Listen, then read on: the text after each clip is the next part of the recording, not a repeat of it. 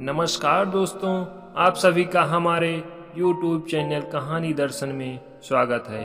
आज हम आपके लिए जंगल का राजा, एक शेर और गौ माता की कहानी लेकर आए हैं। तो चलिए दोस्तों, हम आपको सुनाते हैं। किसी गांव में श्यामू नाम का एक किसान रहता था। उसके पास बहुत सारी गायें थी। श्यामू गाय को चराने के लिए गांव से दूर जंगल की तरफ ले गया। सभी गाय चर रही थी।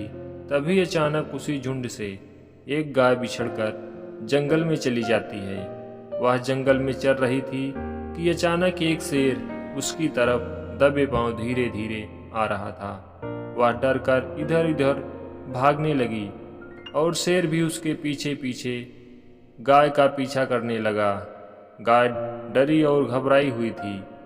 एक जलाशय के पास पहुंची और पानी में हिल गई। शेर भी उसके पीछे पीछे जलाशय में हिल गया। दोनों पानी में हिले ही थे कि उन्होंने देखा जलाशय में पानी बहुत कम, कीचड़ दलदल ज्यादा था। गाय और शेर दोनों जलाशय में पास पास ही थे। दोनों के बीच की दूरी बहुत ही कम थी। वे दोनों चाहकर भी कुछ नहीं कर पा रहे थे। गाय धीरे धीरे कीचड़ में धंस रही थी और शेर भी धंस रहा था। वह गाय के बेहद करीब होते हुए भी कुछ नहीं कर पा रहा था। दोनों कीचड़ में बहुत ही बुरी तरह फंस गए थे। वह बाहर आ जाते बहुत ही मुश्किल था। तभी गाय ने शेर से पूछा, क्या तुम्हारा कोई मालिक है? शेर गुर्राते हुए बोला, अरे बेवकूफ, मैं तो जंगल का राजा हूँ। मैं अपना मालिक खुद हूँ। तभी गाय ने कहा, ऐसे राजा और मालिक होने का क्या मतलब जो दलदल में फंसा हो और निकल ना पाए।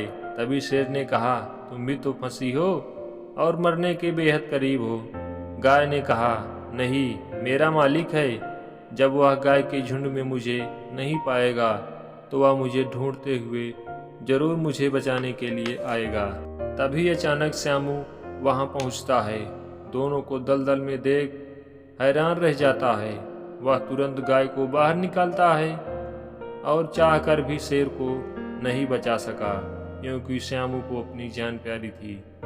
दोस्तों, हमें इस कहानी से यह सीख मिलती है कि हमें कभी अहंकारी, घमंडी नहीं होना चाहिए कि जो कुछ भी हूँ मैं ही हूँ, मेरे सिवा इस संसार में कोई नहीं है।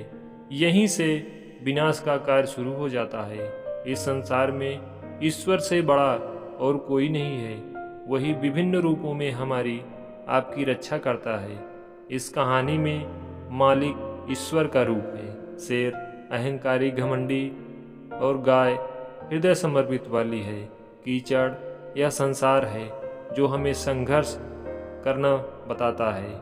तो दोस्तों, यह कहानी कैसी लगी हमें कमेंट में आप सब ज़रूर बताएं। लाइक, शेयर और सब्सक्राइब हमें ज़रूर करें। धन्यवाद।